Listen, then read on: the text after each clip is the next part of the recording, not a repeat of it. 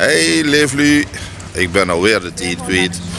We hebben weer een rollenbaanpitch met Jordi Visser van PET. Pet. Dat vreugd nog meer. 30 seconden volkallen om een rollenbaan, heet dat? Dat gaan we gewoon doen, moet geen probleem zijn. Oké, gaan we.